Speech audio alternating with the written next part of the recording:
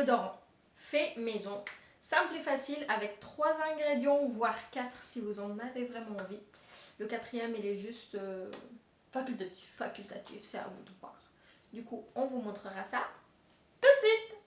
Pour ce faire, on aura besoin de 30 g d'huile de coco. Vous utilisez celle que vous avez à la maison.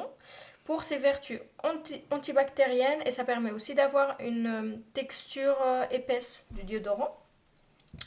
On aura besoin de 10 g de bicarbonate de soude. Vous choisissez celles qui sont vendues en grande surface. Ça peut être aussi remplacé par l'argile blanche pour les personnes qui ont les aisselles sensibles.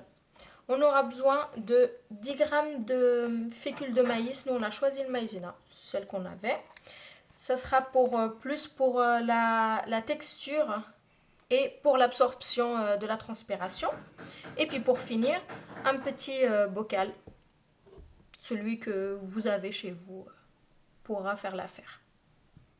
Vous me manquez, alors cette fois-ci, c'est moi qui vais vous expliquer. Pour commencer, on verse 30 g d'huile de coco dans le bol. Ensuite, on ajoute les 10 g de fécule de maïs. Et maintenant, on rajoute le bicarbonate de soude, 10 g, comme mentionné par notre charmante maman. Avec l'aide d'un fouet, on commence à mélanger le tout. Lorsque votre préparation devient homogène, vous pouvez la verser dans votre contenant. On laisse reposer quelques heures et c'est terminé. Et voilà, donc notre déodorant est fin prêt. On va le tester. On l'a jamais testé encore pour le moment. Oui. Alors moi je l'ai essayé et ça fonctionne très bien.